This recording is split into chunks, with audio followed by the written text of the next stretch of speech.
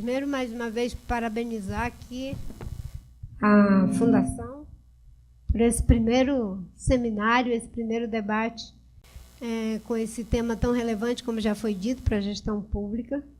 E dizer da felicidade da Heloísa, da Shalom, da Marcela e do professor Wellington nos convidados que tivemos.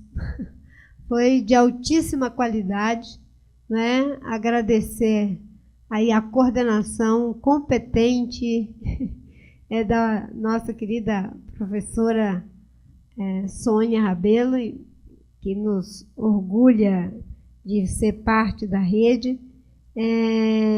Uma combinação muito boa em pessoas que formulam políticas públicas, pensam políticas públicas, com alguém que viveu, como Zeituni, a experiência de tentar colocar na prática alguns processos de inovação.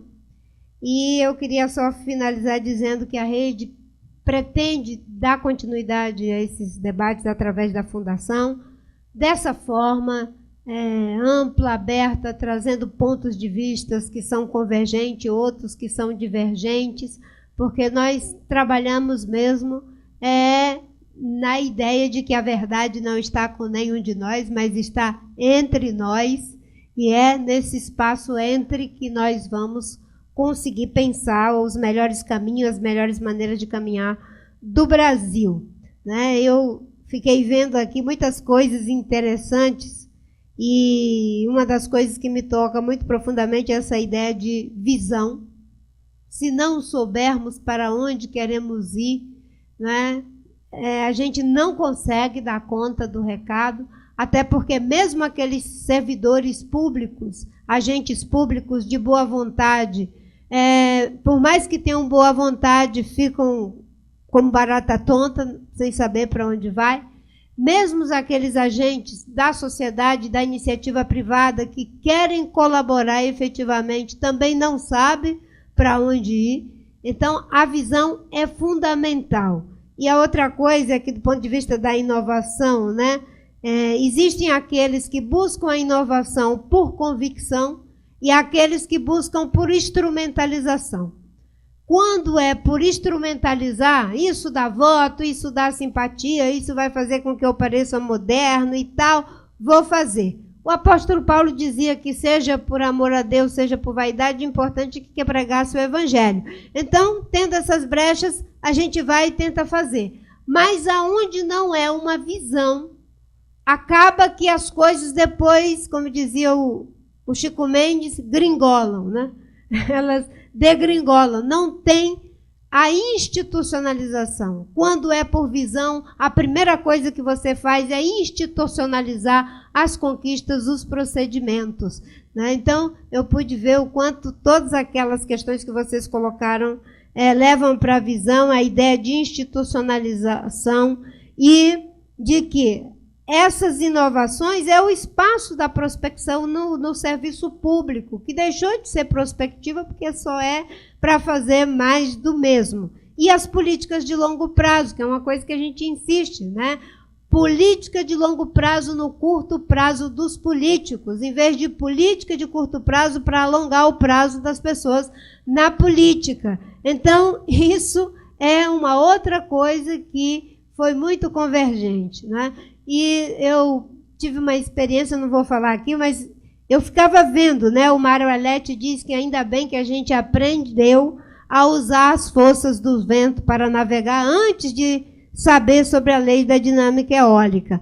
Eu me senti assim, porque quando a gente foi para o Ministério do Meio Ambiente, a primeira coisa que a gente fez foi: nós temos que ter diretrizes. Qual é a nossa visão nesse ministério? Temos que ter uma política ambiental integrada, que seja transversal, que tem que ser liderada pelo topo. Por isso que o plano de combate ao desmatamento foi para ser coordenado dentro do Palácio da Presidência da República, porque senão não andava, porque o ministro não tem como convocar 13 ministérios, só alguém lá de cima. Claro que a gente fazia a coordenação executiva, não é? E sair das ações, digamos assim, emergencial para ações estruturais. Quando a gente deu conta da questão de algumas questões graves da criminalidade, a gente foi para questões mais estruturais, dar o crédito com uma resolução para todo o sistema financeiro, não dar crédito para quem era desmatador ilegal, criminalizar a cadeia produtiva. Assim, enfim, não vou ficar aqui falando, mas foi muito gratificante verificar que essas coisas que vocês falaram tão competentemente é possível estabelecer do ponto de vista prático, desde que a gente queira, de fato, refundar a República. Porque isso que vocês falaram só pode acontecer dentro de uma república, onde os governantes têm muito pouco poder. Não é? Pouco poder, porque na república você não tem poder nem de favorecer nem de prejudicar. Você tem que cumprir a lei. Então, acho que é esse o nosso desafio com esse seminário que a nossa querida Heloísa tão bem escolheu os nossos, enfim, palestrantes e os nossos convidados especiais e principalmente também com a nossa querida Sônia. Muito obrigada a vocês e eu acho que é só o pontapé inicial. Precisamos debater cada vez mais e, por último mesmo, não existe como fazer essa boa gestão num ecossistema político doente. É preciso melhorar a qualidade do ecossistema. E aí eu estou dizendo que isso deve ser uma agenda de todos os partidos, porque não pode ser só da Rede de Sustentabilidade, porque nós somos pequenos demais para conseguir esse tamanho feito, né? Por isso que eu celebro pessoas que estão no espaço público e, enfim, que se dedicam. Eu olhei para vocês e vi aqui o meu querido amigo Ricardo Paz de Barro, que é do IPEA. Ele disse: Marina, quem me chamar eu vou. Eu quero levar boa política pública. É isso aí. Acho que a gente tem que criar, né, uma rede do bem. Eu falei rede, não foi nem no sentido partidário, é a palavra aí mesmo. Uma rede do bem para plantar essas boas sementes, botar lá os nossos mecanismos de defesa em todos os lugares, né? A gente precisa de glóbulos vermelhos e glóbulos brancos fazendo o seu trabalho em todos os lugares. Muito obrigada.